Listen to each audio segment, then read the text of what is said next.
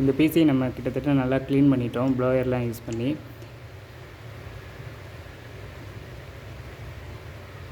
இதில் வந்து ப்ராசஸர், அதோட கோரு, அதோட ஃபேன் எல்லாமே கரெக்டாக சீட்டிங்கில் இருக்குது. எஸ்எம்பிஎஸ்லேருந்து வர்ற இந்த பவர் சப்ளையும் அது மாதிரி மதர் போர்டில் கரெக்டாக சீட் ஆகிருக்கு. இப்போ நெக்ஸ்ட்டு என்ன பண்ண போகிறோம், இந்த எக்ஸ்ட்ரா இருக்கிற இந்த கூலிங் ஃபேன் வந்து நமக்கு இது எஸ்எம்பிஎஸ்லேயே இந்த பவர் சப்ளை வந்துடுது. ஒரு சில இதில் வந்து இது வந்து மதர் போர்டில் கனெக்ட் பண்ணுற மாதிரி இருக்கும்.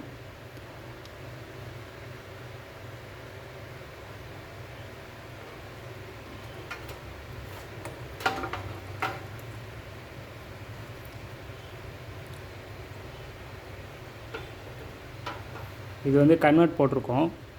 நார்மல் பின்லேருந்து சேட்டா பின் கனெக்ட் பண்ணுற மாதிரி ஒரு பவருக்காக கனெக்ட் பண்ணியிருக்கோம்.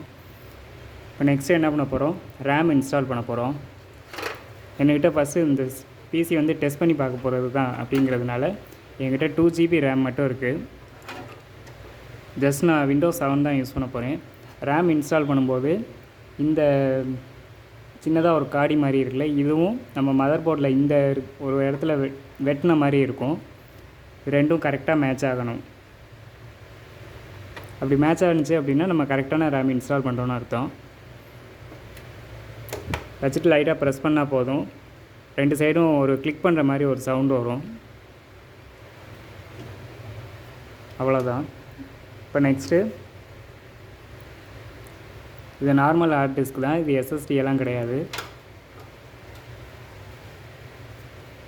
ஹார்ட் டிஸ்கில் பவருக்கும் டேட்டாவுக்கும் சேட்டா பின் தான் யூஸ் பண்ண போகிறோம். ஏற்கனவே இங்கே சேட்டா கேபிள் ஒன்று கனெக்ட் பண்ணியிருக்கு. இன்னும் ஒரு 3 போர்ட்டு எம்டியாக தான் இருக்குது.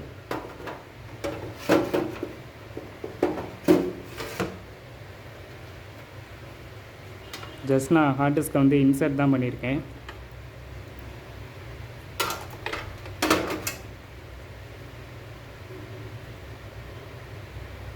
அண்டு முக்கியமாக இதில் வந்து கனெக்ட் பண்ணும்போது இந்த ஹோல்ஸ் உள்ளுக்குள்ளே எதுவும் டஸ்ட் இல்லாமல் பார்த்துக்கணும். அப்படி டஸ்ட்டு இருந்துச்சுன்னா நமக்கு வந்து கனெக்டிவிட்டி ஒழுங்காக கிடைக்காது.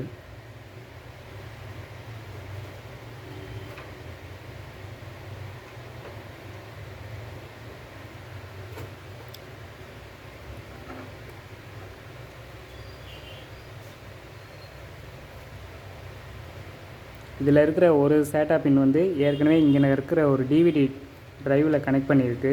ஸோ என்ன பண்ண போகிறேன், இப்போ எனக்கு ஹார்ட் டிஸ்க்கு இன்னொரு சேட்டா கேபிள் எடுத்துக்கிட்டேன்.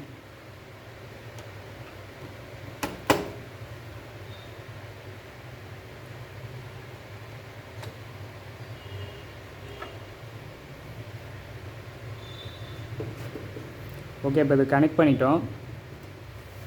இப்போ ஹார்ட் டிஸ்க் வந்து ஸ்க்ரூ போடுறதுனா போட்டுக்கலாம். ஜஸ்ட் இப்போ நம்ம வந்து இதை டெஸ்ட் பண்ண தான் போகிறோம். ஒரே ஒரு ஸ்க்ரூ மட்டும் நான் இதில் போட்டுக்கிறேன்.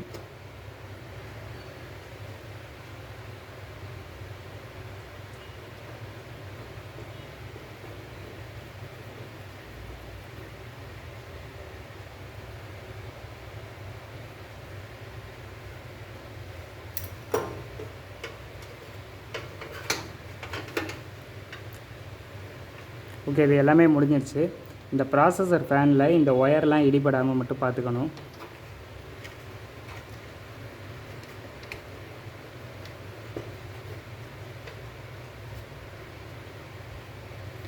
ஓகே, இது மாதிரி இன்னும் நிறைய வீடியோக்களுக்கு நம்ம சேனலை மறக்காமல் சப்ஸ்கிரைப் பண்ணி வச்சுக்கோங்க. தேங்க்யூ.